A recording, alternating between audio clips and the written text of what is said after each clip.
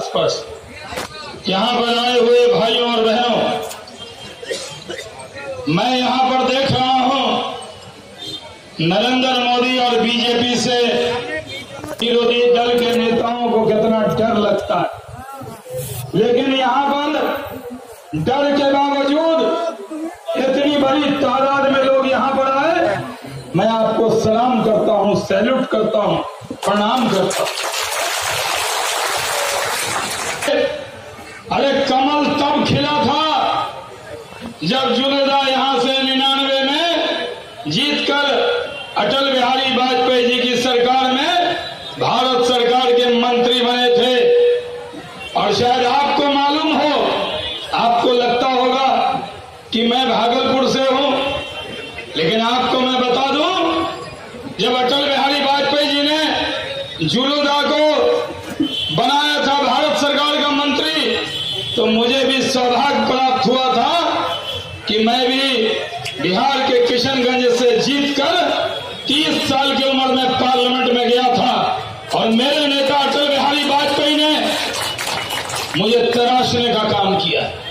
आज मैं जो कुछ भी हूं किसी की दया कृपा पे नहीं, अपनी पार्टी और अपने नेता अटल बिहारी वाजपेयी नरेंद्र मोदी जी के मोहब्बत से, प्यार से आज उन्होंने, अमित शाह जी ने मुझे अपनी पार्टी का राष्ट्रीय प्रवक्ता बनाया।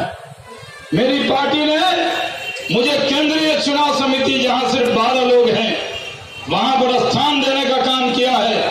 लेकिन मैंने आते ही अटल जी को इसलिए याद किया कि मेरे नेता अटल जी ने अगर किशनगंज के तब के सांसद शाहनवाज हुसैन को भारत सरकार का कैबिनेट मंत्री बनाया था, तो आपके भी सांसद जुनेदा को भारत सरकार का मंत्री बनाया था। तब ये कॉमर्स के अंदर थे और मैंने दादा के साथ बहुत काम किया। आज तो हमने बंगाल के मशहूर फुटबॉलर कल्याण दा को, कल्याण चौबे जी, हमारे यहाँ भागलपुर में भी चौबे जी है और यहाँ भी मैंने देखा कल्याण चौबे जी। जब इनका नाम आया तो हमने कहा चलिए चलते हैं। तो हम लोग जानते हैं दादा बीजेपी के कैंडिडेट हैं, लेकिन जो फुटबॉल देखने वाले लोग हैं उनको पता है दादा फुटबॉल को पैरों से कैसे घुमाते हैं। तो तृणमूल के लोगों को मालूम होना चाहिए, ऐसा घुमाएंगे दादा कि चुनाव के दिन पता लगेगा कि किससे मुकाबला हुआ। नेट गोल मारेंगे ले जाके। भाइयों और बहनों, आज मैं कहने आया हूं, इतनी बड़ी तादाद में 10,000 से ज्यादा लोग मेरी सभा में यहां पर खड़े हैं। कल नरेंद्र मोदी जी आएंगे ब्रिगेड के मैदान में, आएंगे सिल्लीगुड़ी के अंदर। आज वो हमारे यहाँ बिहार के अंदर थे, कल वो बंगाल आएंगे। इससे पहले मेरी पार्टी ने तय किया कि शाहनवाज हुसैन छपरा में आकर विरोधियों की पोल खोलने का काम करे। मैं आज आपको बताना चाहता हूं, ये तृणमूल कांग्रेस के लोग, ये नाम नेहाद सेकुलर, जब अटल जी की सरकार में दीदी मंत्री थी, जब दीदी रेल मंत्री थी, तो ये शाहनवाज हुसैन हवाई जहाज मंत्री थे। मेरे नेता अटल बिहारी वाजपेयी ने ममता बनर्जी को रेल मंत्री बनाया था, तो ये अल्पसंख्यक समाज में पैदा हुआ शाहनवाज हुसैन, जो 30 साल की उम्र में किशनगंज से जीत के गया, 32 साल के उम्र में भारत के इतिहास में सबसे कम उम्र का कैबिनेट मंत्री बनाया था। दीदी, हम सब जानते हैं आपकी रेल चलाने की स्पीड, हम जानते हैं आपने वाजपेयी जी का रेल चलाया है, तो शाहनवाज हुसैन ने अटल बिहारी वाजपेयी का हवाई जहाज उड़ाया है। हमें कम करके मत आंकिए।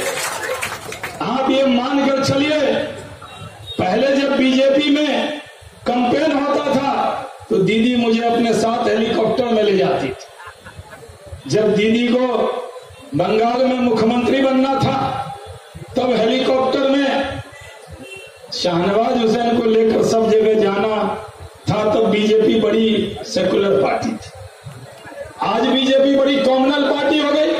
भाइयों और बहनों, ये ढोंग की राजनीति करने वाले सेकुलरिज्म के नाम पर इस देश को बदनाम करते हैं।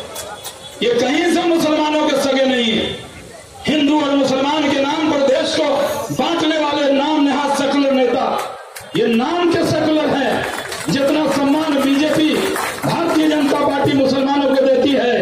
ये नाम नेहाद सेकुलर पार्टी के लोग मुस्लिम समाज को अपने पीछे आगे पीछे घुमाते हैं, दरी बिछाते हैं, अपने से जिंदाबाद कराते हैं। लेकिन मेरी पार्टी मुझे अपनी पार्टी का प्रवक्ता बनाती, मेरी पार्टी सेंट्रल इलेक्शन कमेटी का मेंबर बनाती है। इस बार मैं चुनाव नहीं लड़ रहा, मैं इस बार चुनाव लड़वा रहा हूं। इस बार नरेंद्र मोदी जी को प्रधानमंत्री बनाने के लिए पूरी प्राण की ताकत से लगा हूं। इसलिए आज आपके बीच में छपरा में यहां पर आया। यहां की लोकसभा कृष्णानगर लोकसभा, और दादा कल्याण जी आपको तो भारतीय जनता पार्टी ने ऐसी भूमि दी है, पथरीली नहीं है।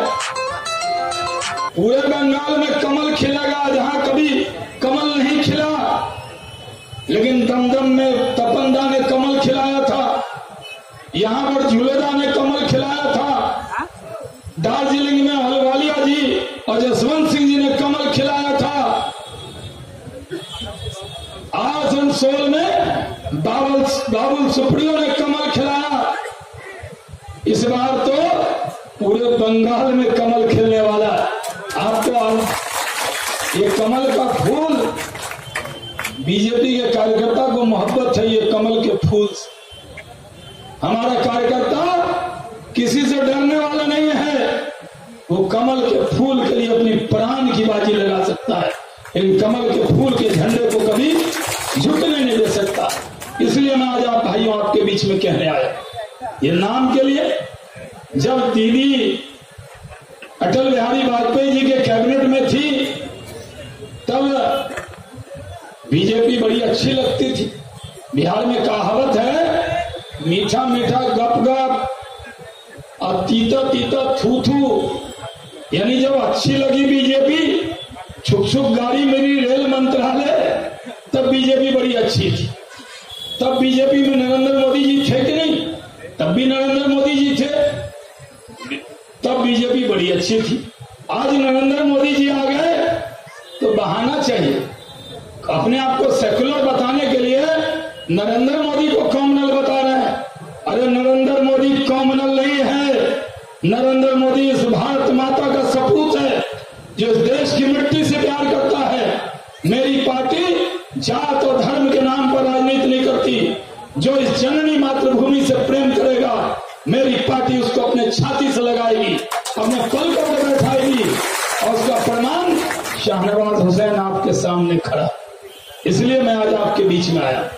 ये तो अल्पसंख्यक बहुल इलाका, मैं पूछना चाहता हूं, इन नेताओं ने आज तक अल्पसंख्यकों को क्या दिया? सिर्फ डर दिया है।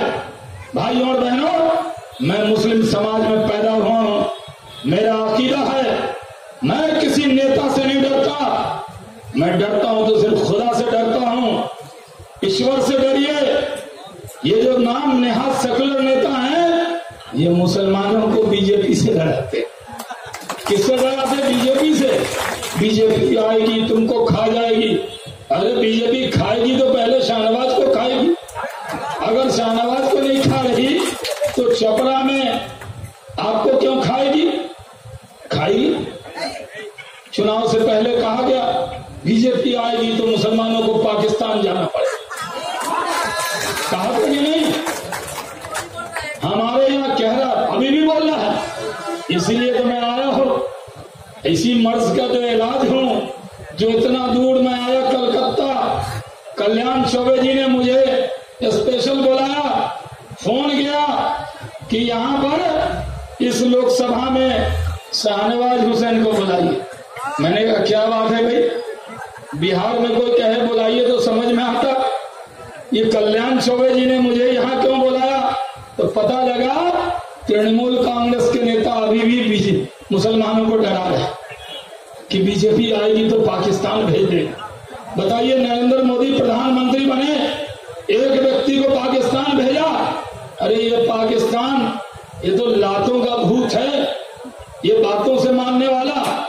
ये पाकिस्तान तो जो उसके करगिल में उसके आतंकवादी आए थे, फौजी आए थे, हमने मार डाला, उसकी डेड बॉडी को भी नहीं ले गए। हमने सर्जिकल स्ट्राइक किया, उसको भी कबूला नहीं। अभी तो हमने पाकिस्तान के यहाँ सीधे जहाज लेके घुस गए, मारा बम, आतंकवादियों को मार दिया। अब पाकिस्तान कहता है कोई मारा ही नहीं।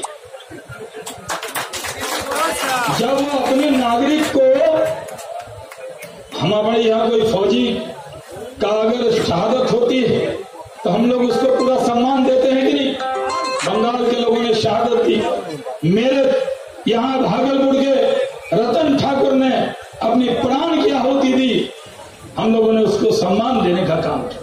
लेकिन पाकिस्तान, उसके फौजी भी मर जाए तो मानता नहीं है, वही बॉर्डर पर कबर खोद के डाल देता है, कहता मिसिंग।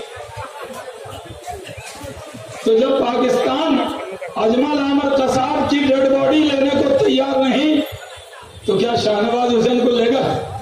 जब वो अपने नागरिक को अपने यहाँ लेने को तैयार नहीं तो आपको क्या लेगा? वो आपको लेने वाला नहीं। भाइयों और बहनों, हमारे नेता नरेंद्र मोदी जी के चश्मे से उनको 132 करोड़ हिंदू, वो हिंदू मुसलमान और सिख ईसाई नहीं देखते, वो समाज के हर वर्ग को लेकर चलने का काम करते। आज पूरे देश में मोदी मोदी है, आज पूरे देश के अंदर नरेंद्र मोदी की धूम है। कितना भी कोशिश कर ले तृणमूल कांग्रेस, यहाँ बंगाल में बीजेपी की आंधी बह रही, ये जो हवा चल रही है आपको एहसास हो रहा है? देखिए झंडा लहर रहा है ना, ये हवा कौन सा हवा है? ये बीजेपी मोदी की हवा चल रही है। इसलिए मैं आपको कहने आया, हम तो पार्टी के मामूली साधारण कार्यकर्ता थे, युवा मोर्चा के, और हमारे जैसे लोग बड़ी तादाद में मुख्तार अब्बास नकवी साहब और कई कार्यकर्ता बीजेपी में आए, तब बीजेपी के बारे में कितना डराया जाता। मेरे पार्टी ने एक साधारण कार्यकर्ता को 6 बार लोकसभा का टिकट दिया, 6 बार भारत सरकार का मंत्री बनाया। अगर मेरी पार्टी मुस्लिम विरोधी होती तो मैं भारत के इतिहास में सबसे कम उम्र का कैबिनेट मिनिस्टर बनने का रिकॉर्ड शाहनवाज हुसैन के नाम होता। अगर मेरी पार्टी सांप्रदायिक होती तो डॉक्टर एपीजे अब्दुल कलाम को भारत का राष्ट्रपति बनाती। अगर मेरी पार्टी सांप्रदायिक होती तो आज नकवी साहब को कैबिनेट मंत्री और मुझे पार्टी के अंदर राष्ट्रीय प्रवक्ता और केंद्रीय चुनाव समिति का सदस्य बनाती। High power decision making body का पूरे बिहार से अकेला हम बैठ कर तय करते हैं। मेरी पार्टी में केंद्रीय चुनाव समिति तय करती है कि कौन उम्मीदवार कहां से होगा। इसलिए हम लोगों ने बैठक की, बंगाल के लोगों ने कहा कि जहां से जिम्मेदार जीते हैं कृष्णानगर से, इस बार कोई जीत सकता है तो कल्याण चौबे जीत सकते हैं, और हम लोगों ने इनको उम्मीदवार बनाया। इसलिए आज आपको गुजारिश करने आया, इसलिए आपसे अनुरोध करने आया। ये देश आगे बढ़ रहा है, ये देश तरक्की कर रहा है। हम लोगों ने गरीबों के लिए काम किया। आज गरीबों के घर में मुफ्त गैस सिलेंडर देने का काम हमारे नरेंद्र मोदी जी ने किया। आज हम लोगों ने तय किया कि अगर कोई गरीब आदमी बीमार हो जाए, क्या नाम है चाचा? मंडल जी, अलाल नबी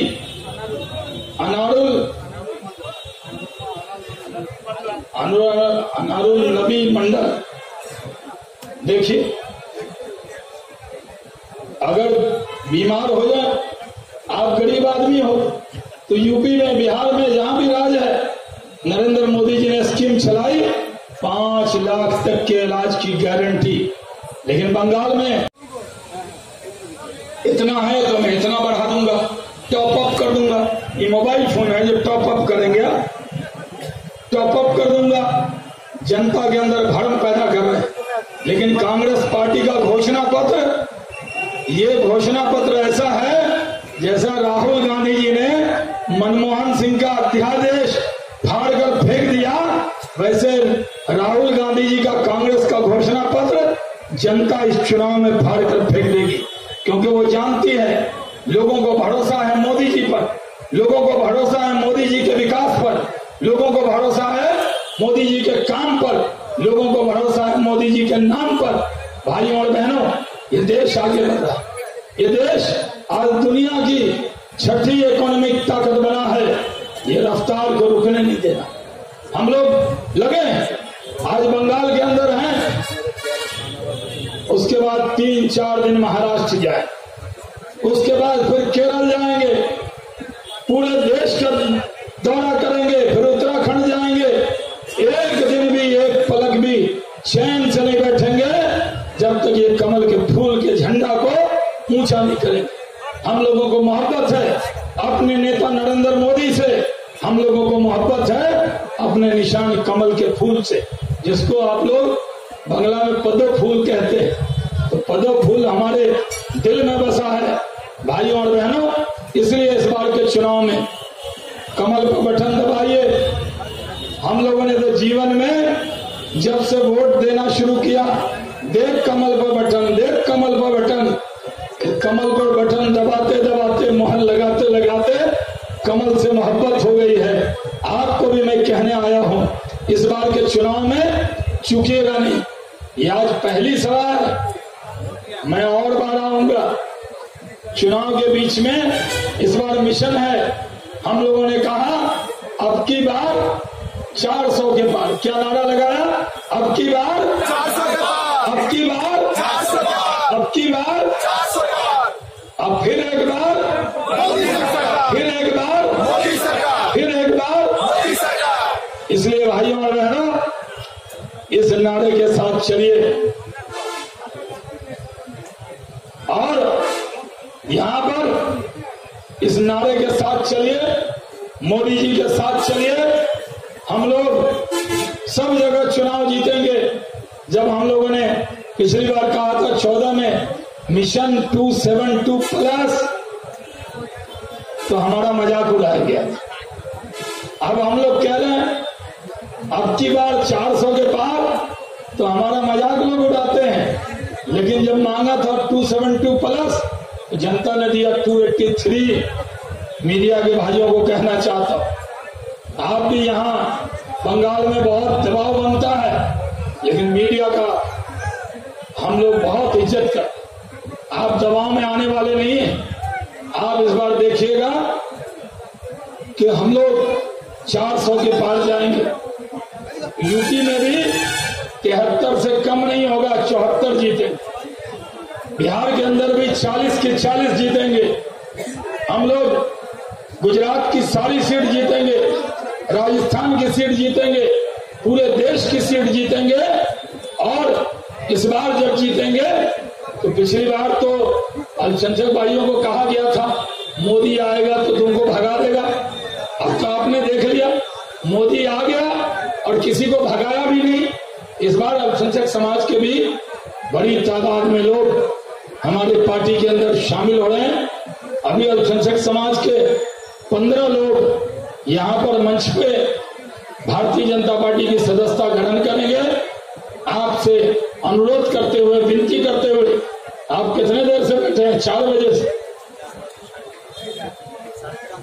4:30 बजे से आप बैठे। हमारे यहाँ बिहार में इतने देर लोग रुकते नहीं। आपको मैं सैल्यूट करता हूँ, सलाम करता हूँ कि आप लोग मेरे जैसे एक छोटे से नेता के लिए इतनी बड़ी तादाद में आप यहाँ बैठे हैं, तो मैं आपका ये कर्जा उतार नहीं सकता। और मैं यही कह के जाता हूँ, एक बार बीजेपी का साथ दीजिए, हिम्मत से साथ आइए, देश के तरक्की के लिए मोदी के साथ चलिए और देश की चौकीदारी के लिए मोदी जी के साथ चलिए। मोदी जी को फिर से प्रधानमंत्री बनाइए और हमारे भारतीय जनता पार्टी के उम्मीदवार श्री कल्याण चौबे जी को अपार बहुमत से यहाँ से कृष्णानगर से जिताकर दिल्ली की संसद में भेजिए। बहुत बहुत धन्यवाद। जय हिंद। भारत माता की, भारत माता की, भारत माता की, भारत माता की। बहुत बहुत धन्यवाद।